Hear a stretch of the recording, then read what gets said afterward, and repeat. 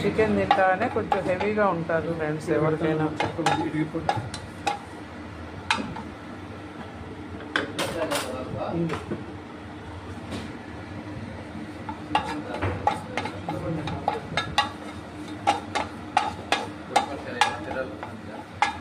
కావాలా చూడండి. చికెన్ తింటానే కొంచెం హెవీ అనిపిస్తుంది కాబట్టి కొంచెం మిరియాల రసం వేసుకుంటే బాగుంటుంది ఫ్రెండ్స్. అందుకోసం కొద్దిగా కరివేపాకు జస్ట్ డ్రై రోస్ట్ చేసుకుందాం. కొంచెం ఫ్యాన్ ఆపి మంట తగలడం.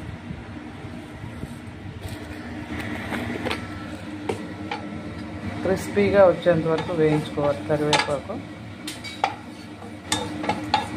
ఆయిల్ అస్సలు వేయకూడదు ఫ్రెండ్స్.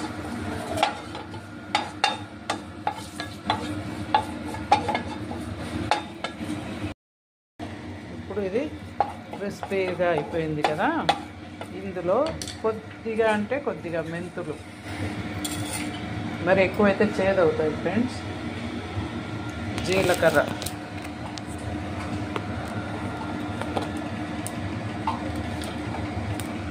కొంచెం జీలకర్ర ఎక్కువ పడుతుంది ఫ్రెండ్స్, జీలకర్ర టేస్ట్ బాగుంటుంది.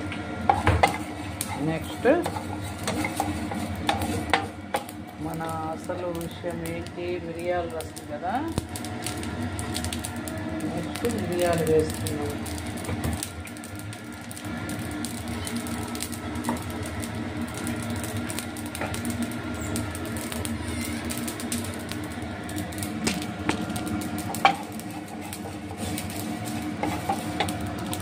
జీలకర్రతో పాటు మిరియాలు కొంచెం ఎక్కువే వేద్దాం ఫ్రెండ్స్.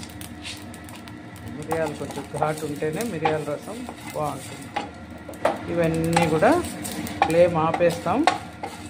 ఈ వేడి మీదనే బాగా ఇప్పుడు చల్లారబెడదాం ఇదంతా.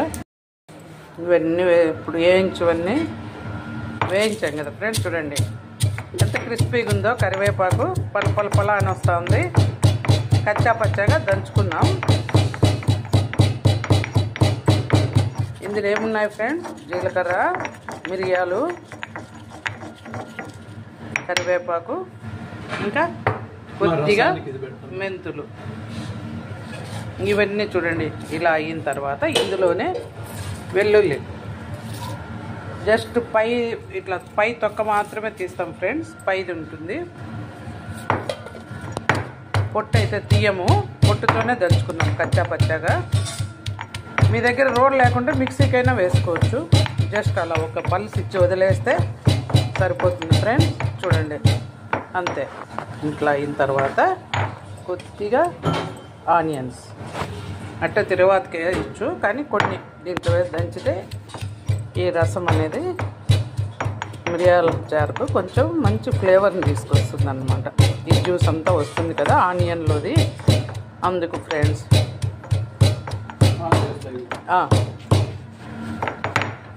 అంతే ఫ్రెండ్స్, ఇది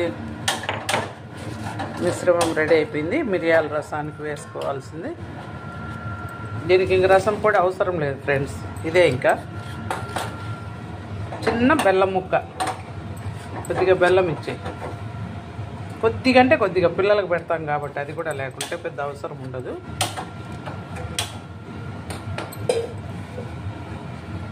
ఇవి ఫ్రెండ్స్ ఎండుమిర్చి తిరువాతకి, ఇవి తిరువాతకి. ఇది మనం దంచుకుంది. కొద్దిగా కరివేపాకు, కొత్తిమీర తిరువాతకి వేసుకున్నాం. స్టవ్ అంటించా. కొద్దిగా చూడండి ఈ మాత్రం ఆయిల్. నిన్న గరికపాటి గారు చెప్తున్నారు ఫ్రెండ్స్, మనము ఎంత తిన్నా రాత్రి కొంచెమన్నా మిరియాల రసంతో భోంచేస్తే మనం తిన్నది అంత బాగా జీర్ణం అవుతుందని. మామూలుగా నేను ఎప్పుడు సండే మిరియాల రసమే చేస్తాను, టమాటా రసం చేయను. కొద్దిగా ఆయిల్ పెట్టి తిరువాత గింజలు వేస్తున్నాం.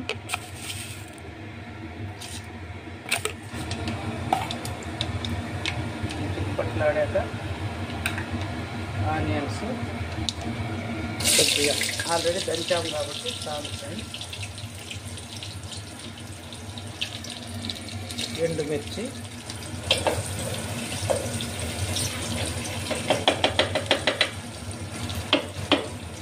వేగేంతలో మనము దంచి పెట్టుకున్న మిశ్రమం, మిరియాలు, జీలకర్ర, వేయించిన కరివేపాకు అన్నీ దంచాము కదా, ఇది కూడా వేసేసిన తర్వాత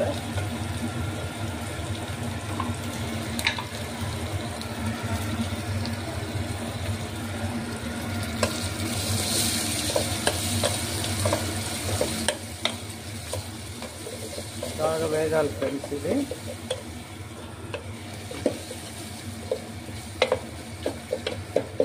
ఇంకా బాగా వేగితే రసం అంత బాగా వస్తుంది. ఇప్పుడు రాళ్ళ ఉప్పు వేసుకున్నాం, రుచికి సరిపడా రాళ్ళ ఉప్పు.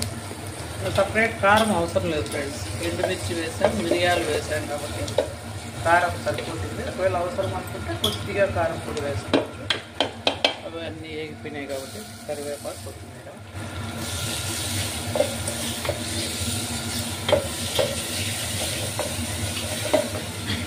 చూడండి, ఒక పెద్ద నిమ్మకాయ అంత సైజు చింతపండు నానబెట్టాను. దీని పులుసు తీసి వేసుకున్నాం. కొంచెం కారం తక్కువైంది, 1 స్పూన్ అంత కారం పొడి వేసా. ఇప్పుడు కొద్దిగా ధనియాల పొడి, మేము రసం పొడి అక్కర్లా కానీ కొద్దిగా ధనియాల పొడి. ధనియాలు వేయించి వాటిలోనే దంచవచ్చు, కానీ మేము ఇది బాగా వేయించి కొట్టించిన ధనియాల పొడి మన ఇంట్లోదే కాబట్టి ధనియాల పొడి వేసేస్తే. కొంచెం బెల్లం ఇవ్వ, ఫైనల్గా ఒక చిన్న బెల్లం ముక్క పిల్లల కోసం, రుచి కోసం ఫ్రెండ్స్. చిన్న బెల్లం ముక్క వేస్తే గుమగుమలాడే మిరియాల రసం రెడీ అయిపోతుంది.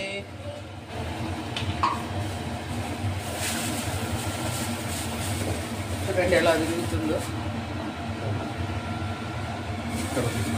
పొడి పొడి. ఇది ఎప్పుడు కరగాల?